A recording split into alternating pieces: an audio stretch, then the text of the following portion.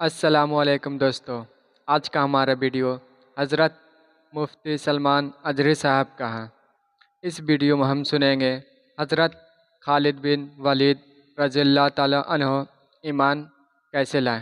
آئیے سنتے ہیں۔ میرے عزیز خالد بن ولید کون نہیں جانتا، سیف اللہ المسلول، لیکن جانتے ہیں آپ یہ حضور اکرم صلی اللہ تعالیٰ علیہ وسلم کے خلاف کوئی جنگ چھوڑی نہیں انہوں نے اسلام لانے سے کئی سال تک۔ حضور پاک صلی اللہ تعالیٰ علیہ وسلم اعلان نبوت کرنے کے بعد سے کتنے سال باحیات رہے؟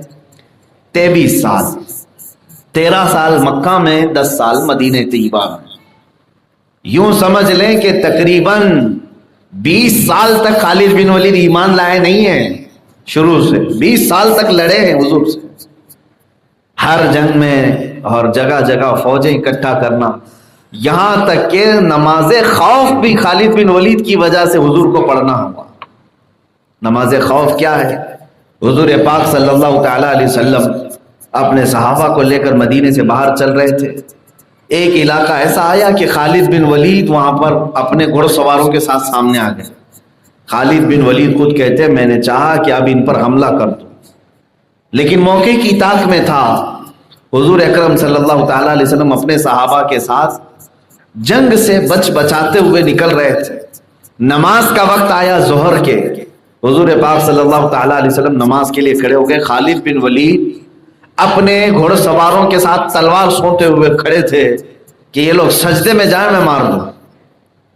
اب نماز خوف کا حکم کیسے ہے؟ قرآن میں ہے، اللہ نے فرمایا فوج جو ہے اسلامی فوج 2 حصوں میں بٹ جائے گی۔ ایک حصہ سامنے کھڑا رہے گا دشمن کے سامنے، دوسری فوج پیچھے نماز پڑھ رہی ہوگی۔ اور کیسے؟ ایک رکعت پڑھے گی، صرف ایک رکعت پڑھے گی، سجدہ کرے گی، اٹھ کر کے وہ پہلی صف میں آ جائے، وہ تلوار اٹھا لے، اپنے اسلحے اٹھا لے، جو سامنے کھڑے ہیں وہ پیچھے چلے جائیں، وہ ایک رکعت پڑھیں، پھر وہ ایک رکعت کے بعد واپس پھر وہ آئیں، پھر جو سامنے کھڑے ہوئے ہیں یہ پھر جائیں اپنی دوسری رکعت پڑھیں، پھر وہ دوسری رکعت کے بعد پھر آئے اور یہ پہلے والی جو ہے وہ جا کے دوسری پڑھے۔ اس طرح وہ 4 رکعت یا جتنی رکعتیں ہیں ایک ایک رکعت کر کے وہ چلتے پھرتے رہیں گے جنگ کے حالت میں۔ اس کو نماز خوف کہا گیا ہے۔ یہ جنگ کے حالات میں صرف نماز پڑھی جاتی ہے، جنگ کے حالات میں، یعنی دشمن سے منہ پھیرنا بھی نہیں ہے اور اپنے رب کی عبادت میں کمی کرنا بھی نہیں ہے۔ اور یہ نماز حضور اکرم صلی اللہ تعالیٰ علیہ وسلم نے ادا کی خالد بن ولید کی وجہ سے، کہ وہ تلوار کھینچے کھڑے تھے، موقع ملے سارے لوگ نماز میں جائیں تو ہم ماریں گے۔ اس طرح سے نماز خوف بھی میرے آقا نے ادا کیا۔ خالد بن ولید کہتے ہیں اس دن بھی میں مار نہیں سکا، واپس آ گئے۔ یہ اسلام کی فوجیں بڑھتی چلی جا رہی تھی، لوگ جوق در جوق اسلام میں داخل ہو رہے تھے۔ خالد بن ولید کہتے ہیں ایک وقت ایسا آیا کہ اب مجھے خبر مل گئی کہ حضور محمد صلی اللہ تعالیٰ علیہ وسلم اپنے عمرے کی قضا کرنے کے لیے مکہ آ رہے ہیں۔ اب ہمارے پاس مکہ میں اتنی طاقت بھی نہیں تھی کہ ان سے مقابلہ کریں، کیونکہ 6 سال کے بعد وہ 10,000 کا لشکر لے کر مکہ میں آ رہے تھے۔ جو 2 لوگ مدینے سے مکہ سے گئے تھے 6 سال بعد، وہ 10,000 کے ساتھ مدینے میں سے مکہ آ رہے تھے۔ خالد بن ولید کہتے ہیں میں مکہ چھوڑ کر بھاگ گیا، کیونکہ اب آئیں گے حضور صلی اللہ تعالیٰ علیہ وسلم، جو جو جنگوں میں ان کے مقابل میں تھا سب کو پکڑیں گے، بلائیں گے۔ مکہ چھوڑ کر کے وہ فرار تھے۔ حضور پاک صلی اللہ تعالیٰ علیہ وسلم مکہ میں آئے، جنہیں معاف کرنا تھا معاف کیا، جن کا مواخذہ کرنا تھا مواخذہ کیا۔ اس میں ایک صحابی ہیں ولید بن ولید، جو خالد بن ولید کے سگے بھائی، وہ صحابی تھے، ایمان لا چکے تھے۔ مکہ میں جب آئے حضور اکرم صلی اللہ تعالیٰ علیہ وسلم خانہ کعبہ میں نماز پڑھنے کے بعد ولید بن ولید سے پوچھتے ہیں اے ولید تمہارا بھائی خالد کہاں ہے؟ تمہارا بھائی خالد کہاں ہے؟ وہ ایک جرنیل ہے، جنگجو ہے، بہت سخت گیر جنگ کرنے والے۔ ولید بن ولید سے پوچھا تمہارا بھائی خالد کہاں ہے؟ کہا اے اللہ کے نبی وہ مکہ چھوڑ کر بھاگ گئے، آج تو آپ ہی کی حکومت ہے۔ حضور پاک صلی اللہ تعالیٰ علیہ وسلم نے فرمایا اے ولید، خالد جیسے عقل مند آدمی کے پاس اگر اسلام آ جائے تو میں سمجھتا ہوں کہ وہ بہت زیادہ نفع اٹھائے گا، اور اس جیسے عقل والے کو اسلام سے دور نہیں رہنا چاہیے. بس یہ جملے کہے اور پھر یہ بھی فرمایا اگر خالد یہاں ہوتے تو ان کو یہ شایان نشان میں ان کو مقام دیتا. جو شخص اتنے سال جنگوں میں حضور کے مقابل میں آتے رہے. تو یہ حضور پاک صلی اللہ تعالیٰ علیہ وسلم نے فرمایا اور مکہ سے مدینے واپس چلے گئے. ان کے بھائی ولید خالد کو خط لکھ کر کے بھیجتے ہیں کہ تم کہاں ہو، جلدی سے واپس آ جاؤ. محمد صلی اللہ علیہ وسلم آئے تھے اور تیری خیریت پوچھ رہے تھے. خالد بن ولید کہتے ہیں اس دن مجھے احساس ہوا کہ کوئی دشمن میری خیریت پوچھے گا جس کے اتنے ساتھیوں کو میں نے قتل کر ڈالا، مار ڈالا. ان کے سگے چچا امیر حمزہ کا کلیجہ چبا دیا گیا اسی جنگ میں جس میں خالد بن ولید سپہ سالار بھی تھے، جنگ احد میں. میری خیریت پوچھا انہوں نے. وہ کہتے ہیں دل یہیں سے موم ہو گیا.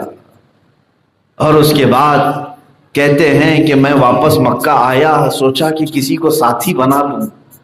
جس کے پاس جا کر کے پوچھتا تھا کوئی ساتھ میں آنے کو تیار نہ تھا. آخر کار عثمان بن طلحہ ایک صحابی تھے، ان کو میں نے پیش کیا.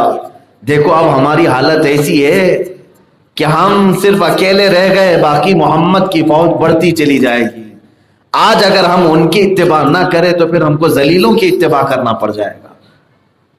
تو وہ صحابی جو عثمان بن طلحہ ہے خالد بن ولید کے ساتھ ہو لی اور مدینے چلے آئے. خالد بن ولید کہتے ہیں میں نے برسوں بڑے بڑے جنگوں میں، بڑی بڑی جنگوں میں سفر کیا ہے. مہینے کا سفر، 2 مہینے کا سفر ہوتا، لیکن میری زندگی کا سب سے لمبا سفر مجھے لگ رہا تھا یہ جو مکہ سے میں مدینے جا رہا تھا اسلام قبول کرنے کے لیے، حضور کے پاس جا رہا تھا.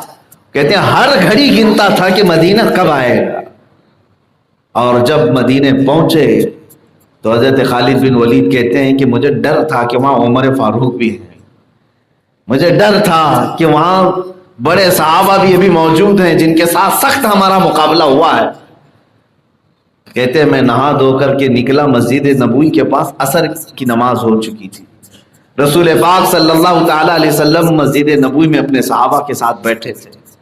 ہم جیسے ہی اندر گئے حضور پاک صلی اللہ تعالی علیہ وسلم دیکھتے ہی مسکرائے اور مرحبا مرحبا کہا، جبکہ وہ ایمان لائے ہوئے نہیں اور کس لیے آئے ہیں ابھی یہ کسی کو معلوم بھی نہیں. حضور نے اس طرح استقبال کیا. صحابہ کہتے ہیں ہم سب کھڑے ہو گئے کہ خالد بن ولید آئے، کہیں بری نیت تو نہیں.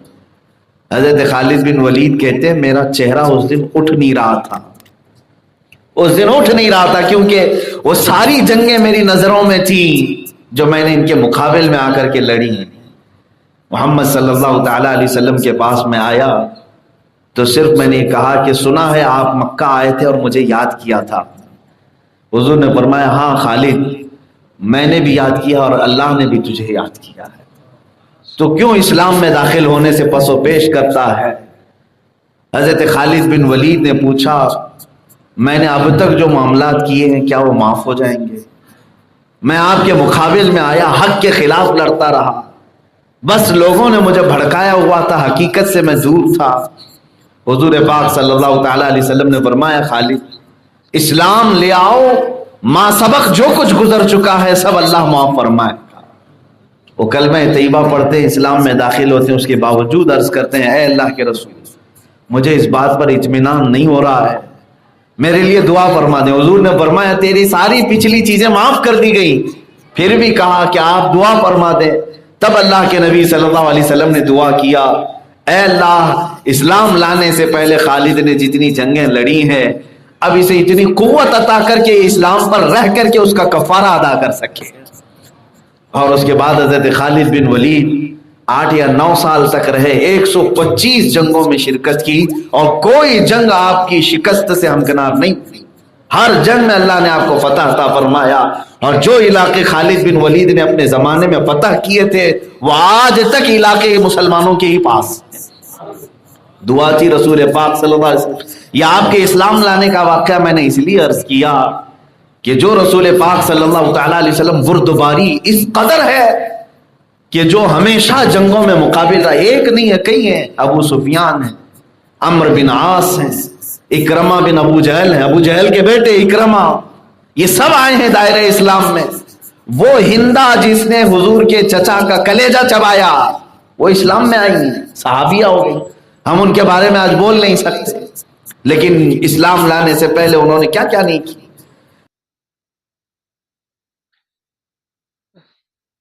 جیسا کہ آج آپ لوگ سب نے سنا حضرت خالد بن ولید رضی اللہ تعالیٰ عنہ اسلام میں کیسے آئے، اور اسی طرح کا واقعہ سننے کے لیے ہمارے اس YouTube channel G H Haider Ali کو سبسکرائب کریں اور ہمارے اس ویڈیو کو زیادہ سے زیادہ شیئر کریں. السلام علیکم.